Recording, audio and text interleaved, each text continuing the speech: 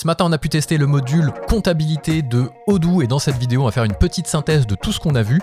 Au programme de la vidéo, parce qu'on n'a pas pu tout voir, toutes les fonctionnalités de la comptabilité, ça aurait été beaucoup trop long, donc n'hésitez pas à dire en commentaire si c'est un sujet qui vous intéresse pour qu'on fasse une deuxième partie, une troisième partie. En tout cas, le périmètre qui a été couvert ce matin par le test et donc par la review que vous êtes en train de regarder, c'est la partie document qui est le grand point d'entrée pour toute la partie échange de justifs avec les équipes, avec les services. Donc c'est là où on vous déposera les justificatifs, factures achat, ce genre de choses. C'est là où arrivera les factures électroniques. On verra aussi les splits de documents, on verra plein de choses autour de ça. Une fois qu'on a réceptionné les documents, on se penchera sur la partie achat, comment créer un achat depuis les documents qui ont été scannés, l'OCR, la reconnaissance de caractère, comment ça fonctionne, il détecte automatiquement les IMO, on verra les charges constatées d'avance où on va pouvoir mettre des périodes, payer ses fournisseurs.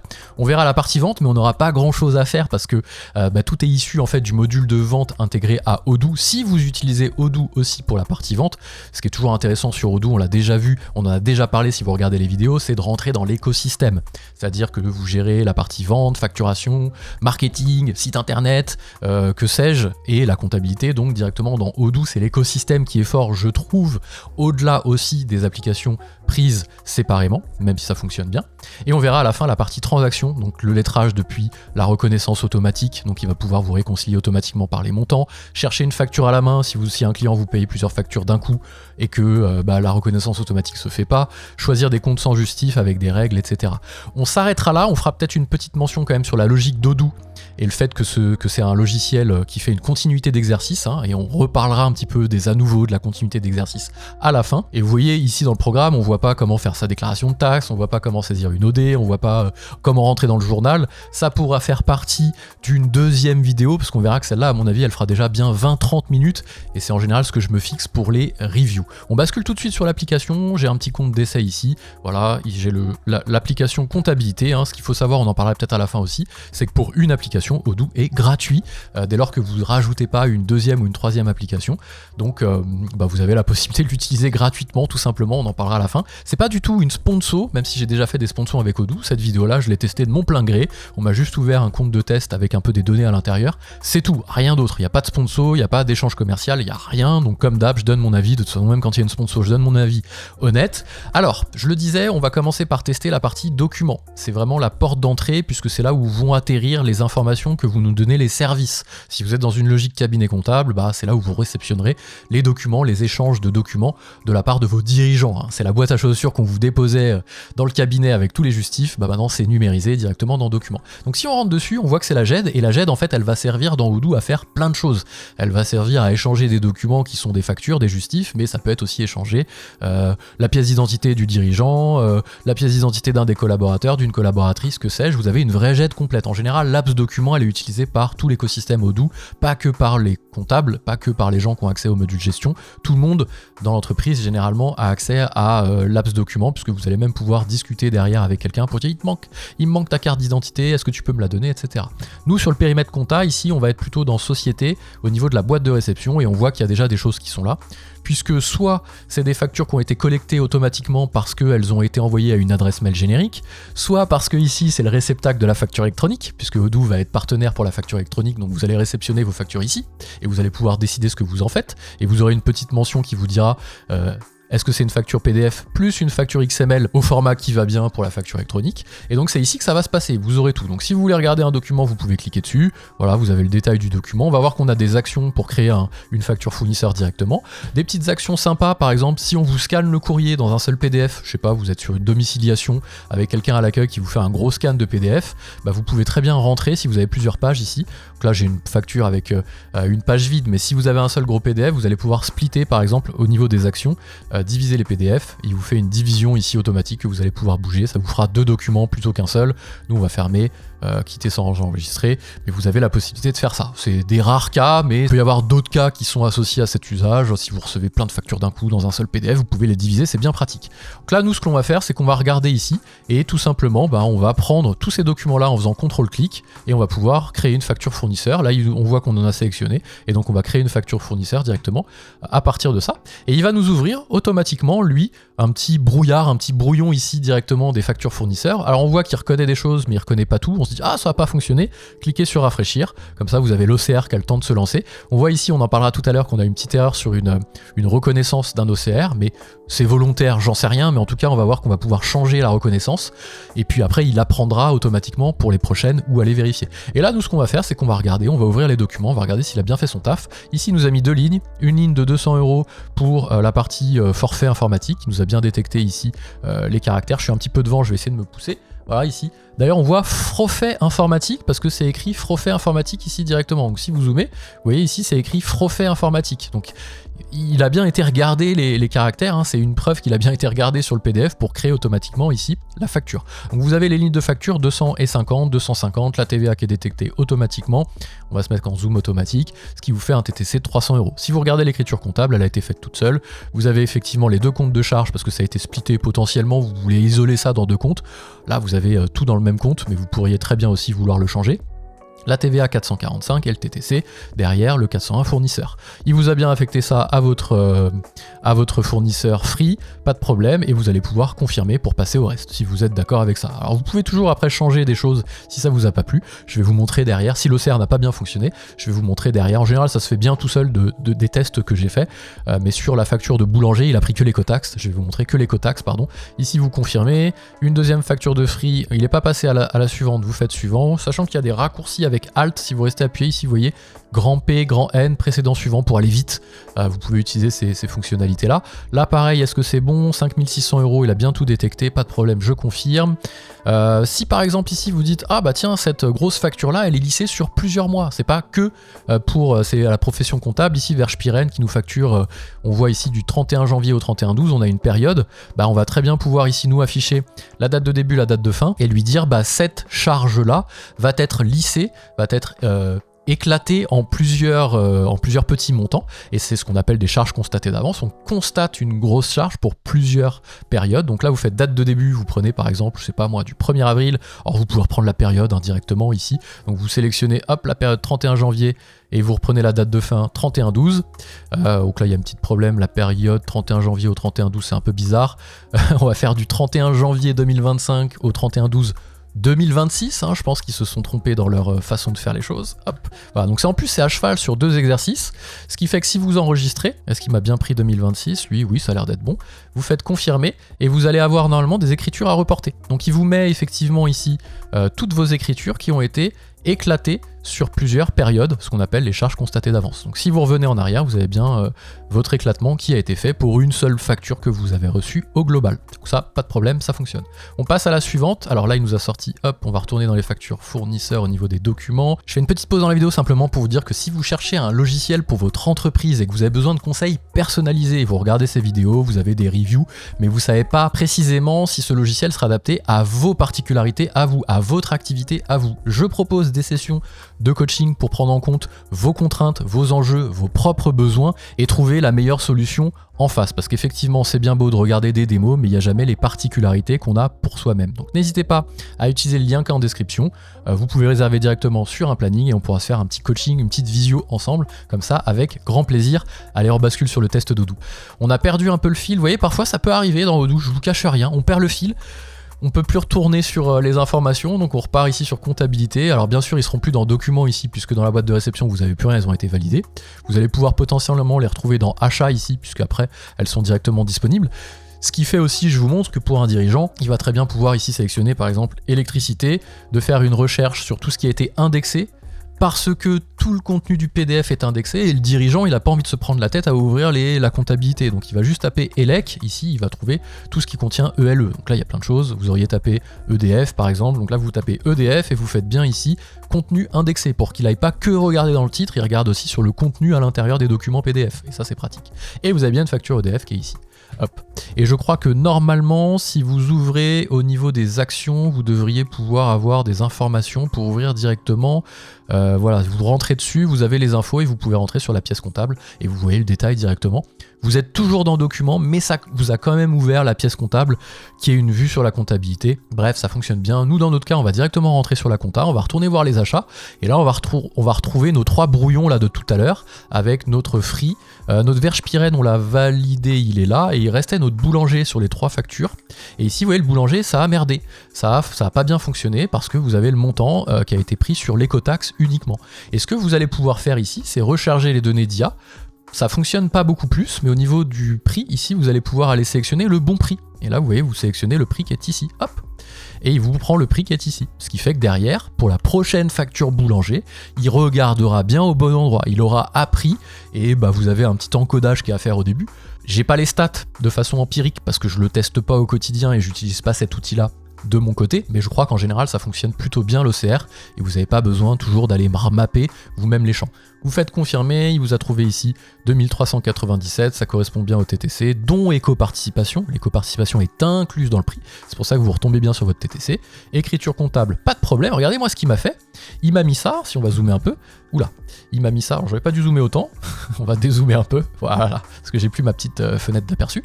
213 000, il m'a mis ça dans un compte d'IMO. D'ailleurs, vous voyez ici, quand vous avez fait enregistrer, il vous ouvre une fiche d'IMO, et il a détecté automatiquement la valeur d'origine, la date d'acquisition, la catégorie laptop en fonction du titre. Il vous a trouvé l'amortissement, c'est linéaire par rapport à ce qu'il a lui dans sa connaissance, on va dire, la durée d'amortissement, et vous avez même votre tableau d'amortissement qui est fait directement derrière. Vous voyez, sur d'autres périodes, derrière, ils sont générés en bleu parce qu'elles sont encore en brouillon, elles font pas partie de l'exercice en cours. D'ailleurs, on doit être à cheval sur 2 exercices, 31 mars, 30 avril, à mon avis. On doit être quelque chose comme du 1er avril au 31 mars, comme l'exercice est en décalage peut-être, c'est pour ça qu'il nous a pas tout passé. Donc là, on voit aussi qu'on a la possibilité de gérer des immobilisations en automatique. On n'a rien eu besoin de faire, il nous a détecté. Ça aurait été une voiture, on aurait même pu sélectionner, est-ce que c'est une voiture, ça ici, je crois pas, mais on aurait même pu sélectionner, on va enlever ici au niveau la date de début, la date de fin, on va prendre le véhicule, et on aurait même pu sélectionner ici le véhicule directement, si on avait eu une facture, que sais-je moi, de leasing de voiture ou d'un achat de véhicule, on aurait très bien pu affecter au niveau du parc véhicule, parce que dans Odoo vous avez plein d'applications, et vous avez même une application parc véhicule que vous pouvez gérer directement. C'est pas le but là dans la vidéo, mais vous voyez ici vous avez un parc véhicule que vous pouvez automatiquement affecter, et donc rattacher, ça crée une fiche d'actifs, et en plus de ça vous suivez votre parc automobile directement à l'intérieur. Très pratique.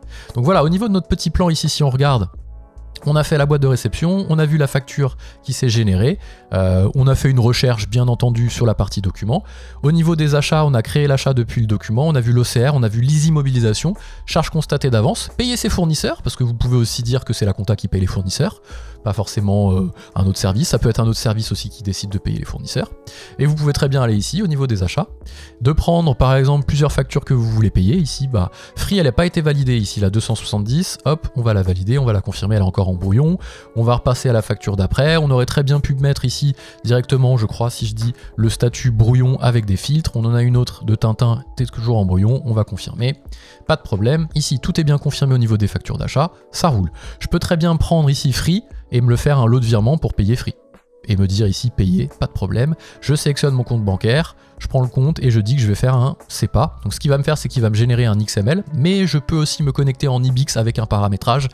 Ça n'a pas l'air d'être natif, j'ai pas trouvé en natif pour me connecter en IBIX directement avec un contrat IBIX qui ouvre en fait un flux directement avec la banque.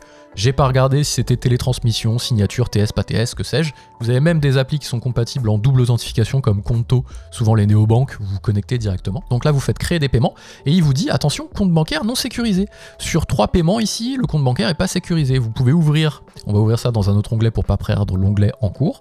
Et là, vous pouvez regarder, tiens, c'est bizarre, numéro de compte, un compte FR, c'est un fournisseur étranger, vous revérifiez, vous faites votre tambouille de comptable, et vous dites, c'est bon, c'est vérifié, c'est bien le bon RIB, hop, je valide, c'est fiable, j'enregistre, ça s'enregistre tout seul normalement, si je dis pas de bêtises. Parfois Odoo on me dit ça s'enregistre tout seul, t'as pas besoin de bouton d'enregistrer, il faut cliquer quand même sur le petit nuage qui n'est pas un bouton enregistré.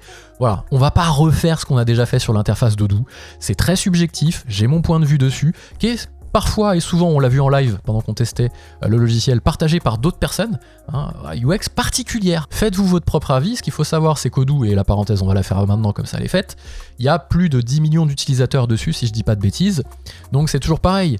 Soit on met un gros coup de peinture une bonne fois pour toutes et on refond complètement l'ergonomie et vous avez les 10 millions derrière qui ont l'habitude, qui vont crier, et vous par contre vous allez satisfaire les nouveaux parce qu'il y a des choses à faire. Sur les codes du web, on peut pas me dire qu'il n'y a pas des choses à faire. C'est particulier parfois, on va le voir au niveau des, je sais pas, des exemples tout bêtes, on en parlera tout à l'heure au niveau de l'accessibilité. Il y a des choses à revoir, faites-vous votre propre avis, dites-moi en commentaire s'il y a des gens qui sont consultants Odoo, utilisateurs, ils vont dire bah non c'est parfait. C'est aussi une question d'habitude. Moi ce que je vois c'est que les nouveaux sont un peu déroutés, ils sont un peu perturbés par l'interface. Parenthèse refermée, on va retourner ici sur notre paiement, du coup ça c'est bon, on a validé le RIB, on va créer les paiements, normalement il va me laisser tranquille, voilà. Notamment ici, créer les paiements, ça t'ouvre une fenêtre, tu vois, en cours de traitement, tu te dis, bah c'est bon, c'est parti, il va me générer un XML, je vais le recevoir dans ma boîte de réception, il va se télécharger, voilà. Moi ici par exemple sur ce genre de fenêtre, au niveau de l'ergonomie, user interface, user experience, UX, UI, bah j'attends en fait que ça se fasse en cours de traitement, ça me le dit, je le vois en cours de traitement. Je suis pas censé savoir que je dois sélectionner tout et confirmer ou créer un lot. C'est quoi la différence entre les deux? Je confirme, allez c'est bon, vas-y paye, vas-y paye. Non, toujours pas. Ah, c'était l'autre, ok. Créer un lot, et là c'est ça, voilà. C'est le Baptiste du futur qui vous parle, je suis en train de faire le montage et je me rends compte que ce petit bouton confirmer est peut-être là pour du circuit de validation et de la validation entre du workflow, entre plusieurs utilisateurs, quelqu'un qui aurait juste les droits de confirmer, le comptable qui aurait juste les droits de créer des lots, même si ça reste pas clair, je suis désolé, le fait qu'on est en cours de traitement et qu'il ne se passe rien si on sélectionne pas les lignes. Par contre le bouton confirmer, mea culpa, peut-être, je l'ai pas testé, je dis juste ça comme ça me vient en regardant la vidéo et le replay, que c'est peut-être pour un circuit de validation, on bascule sur le flow. Créer un lot, il va créer un lot de virement sortant au format virement SEPA. Je vais pouvoir valider pour que ça y est, il me génère mon XML, je le récupère, je vais le déposer sur le site de la banque, je signe ou pas avec ma petite calculette, ou je connecte mon Odoo directement en IBIX, j'ai le choix. Vous voyez ce genre de petites choses, c'est un peu du détail du quotidien, l'interface et l'accessibilité. Un nouvel utilisateur va arriver, va dire bah moi j'attends, il y a écrit en cours de traitement, j'attends. Et vous avez les anciens qui vont savoir qu'il va falloir cliquer dessus, etc. Donc c'est soit le logiciel il est suffisamment parlant pour que les actions s'imposent d'elles-mêmes à vous, soit vous êtes obligé de comprendre sa philosophie et d'aller cliquer au bon endroit en sachant où il faut aller trouver les choses. C'est pas toujours clair. Revenons sur notre plan, je crois qu'on a fini de payer ses fournisseurs. On va voir les ventes, et ça tombe bien, alors ça fait un petit peu la personne qui s'acharne un petit peu sur la partie ergonomie, mais sur la partie vente, vous allez voir qu'on va avoir un autre cas. En fait, la partie vente, elle est gérée. Donc on va revenir un peu en arrière. Si vous avez vu mes précédentes vidéos, je vous inviterai peut-être à aller la voir à la fin. Je vous mettrai un lien sur la partie gestion pure.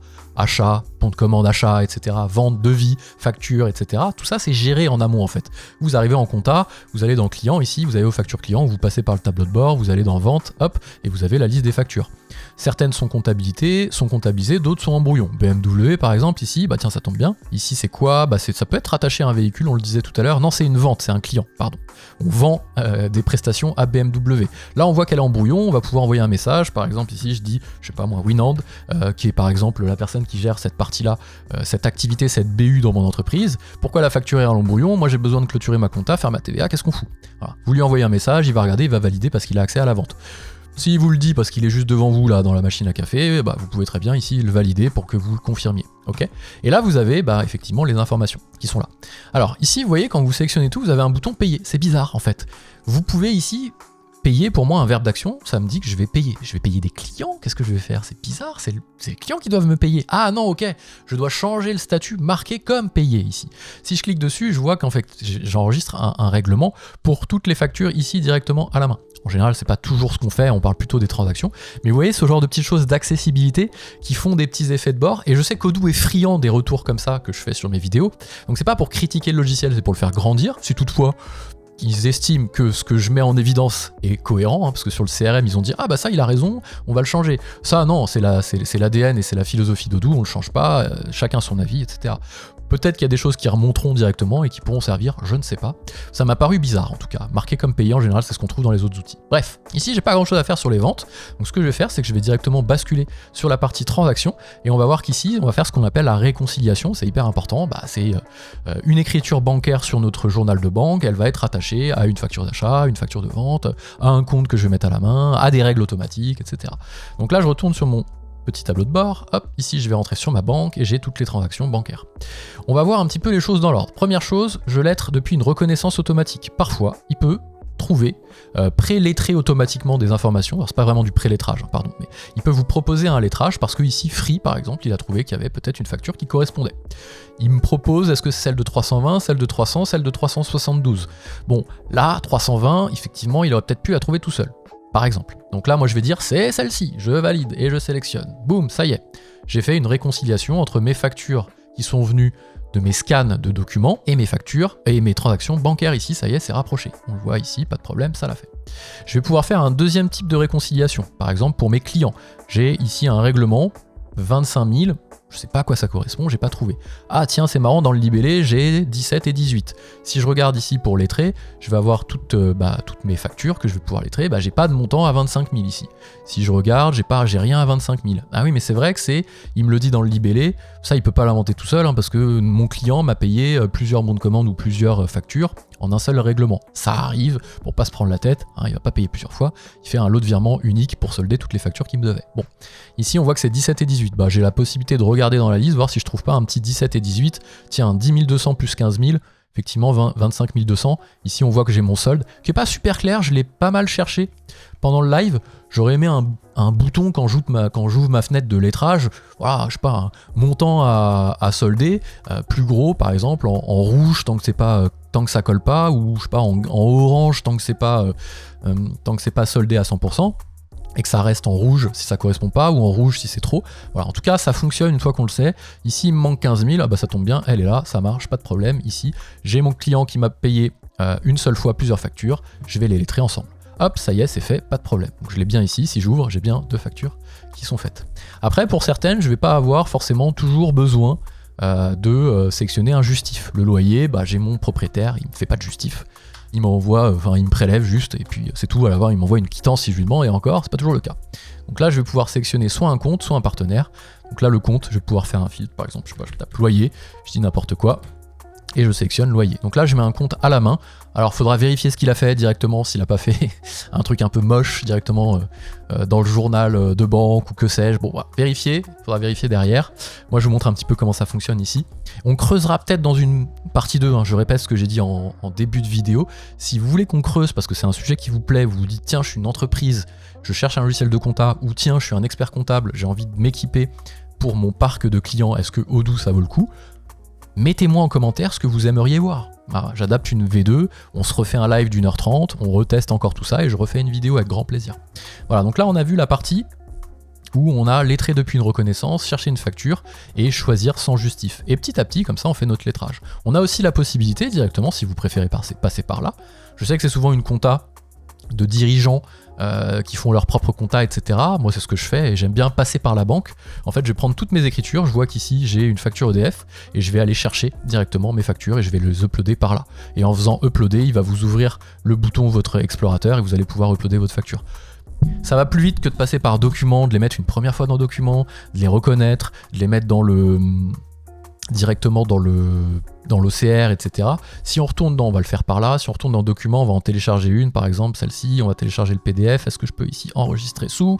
On va le mettre dans téléchargement. Ah, document HTML, c'est pas ça. Est-ce que je peux télécharger ou pas mon PDF facilement?